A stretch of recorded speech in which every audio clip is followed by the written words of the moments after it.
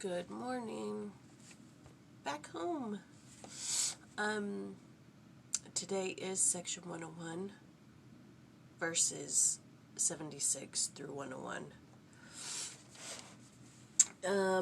So in these verses, he talks about the Constitution. He gives another parable, and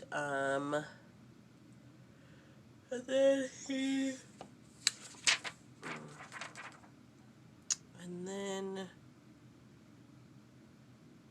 he talks about selling the store. So to begin with, he talks about, so they've been tossed out, and he says, don't go fight for the land, but rather seek, the political leaders to give you justice, to give you redress. And he talks about how the Constitution of the land was inspired by him. He raised up the men who wrote it, who compiled it.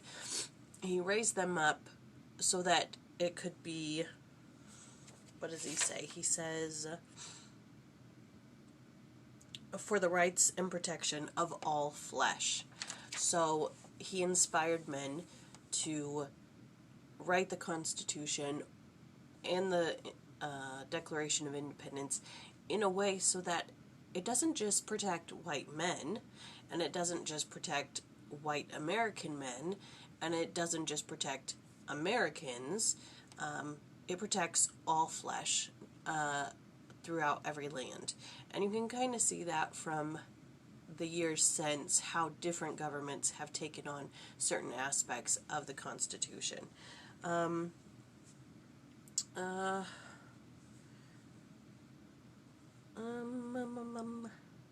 Okay. Wilford Woodruff.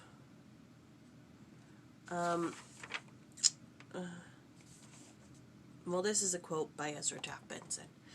We know the signers of the Sacred Declaration of Independence and the Founding Fathers, with George Washington at their head, have made appearances in holy places. Apostle Wilford Woodruff, as president of the St. George Temple at the time of their appearance, and testified that the founders of our republic declared this to him: we laid the foundation of the government you now enjoy, and we never apostatized from it, but we remained true to it and were faithful to God. Yes, I thank God for the sacrifices and efforts made by these founding fathers, whose efforts have brought us the blessings of political liberty and economic prosperity we have today. And that was given in 1976. And then Wilford Woodruff tells the story of when the men appeared to him in the St. George Temple and how they told him to do their work for him, which he did straight away.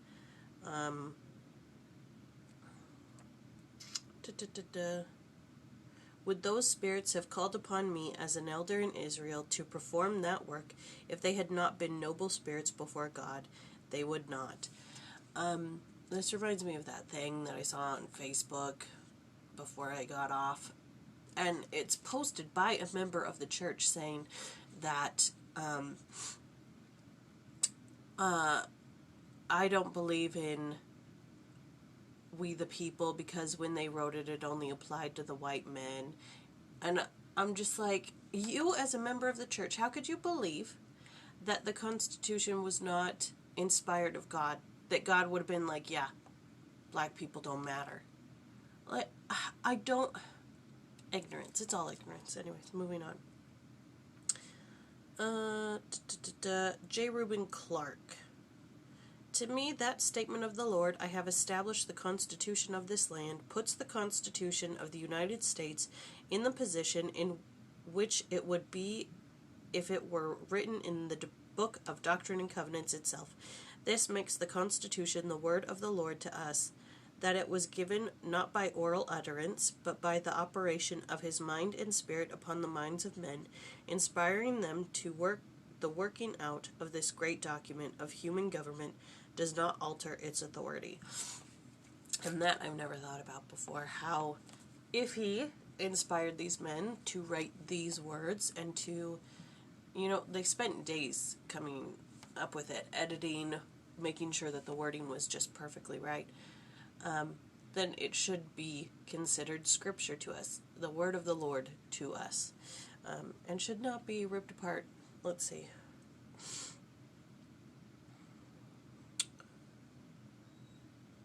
Okay. Oh, the parable of the woman. Okay. This one I took in a different way. So it's in verses 81 to 85, and he gives the parable of a woman who goes to an unjust judge and begs him for redress. She's been wronged somehow, and she wants him to make it fair, and he doesn't care. He's like, I don't care. But the more she comes to him, the more he's like, fine, I'll just do it so that she doesn't come to me anymore. And the Lord is saying, do that to your political leaders. Do it to your governor, do it to your mayor, do it to your senator, do it to the president. If they all don't listen, then the sin will be upon their head. But you're not supposed to get redress or revenge. You're supposed to do it the proper way through the Constitution, which is inspired by him, legally and fair and without violence. But when I read this, I took it a little differently, in the sense that that's how I should come to the Lord in my prayers. I should weary him with my pleading. What are the words?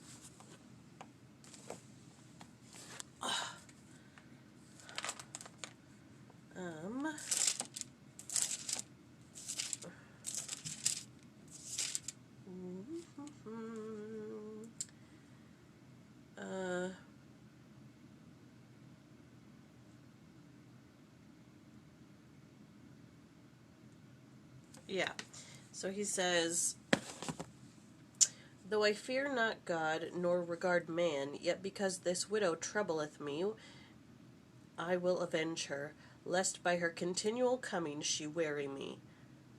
And then he goes on to, let them importune at the feet of the judge, and if he heed them not, let them importune at the feet of the governor, lest she weary me with her coming. That one kind of spoke to me a little differently about how I should come to the Lord. I should weary him, not be like, he doesn't want to hear from me again. It's the same old stuff. He knows. I don't want to bother him. I should weary him with my pleading. I should weary him with, my gratitude. Anyways, that's how I took it. And then he goes on to talk about his strange act and his strange work, and just bringing to pass.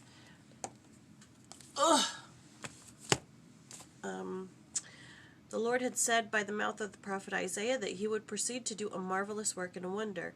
And when I look at the rise and progress of this church, when I behold the great work of the Lord has been performed, it was a marvelous work and a wonder indeed. This is certainly a strange work and a wonder. There has been every exertion made to stay it. Armies have been sent forth to destroy this people, but we have been upheld and sustained by the hand of the Lord until today. Also Wilford Woodruff. Alright, so that's 101. There was some good stuff in there, and some other stuff I didn't quite understand, anyways. That was 101, verses 76 through 101. And next week it looks like it's 102 through 105. So, we will see you then.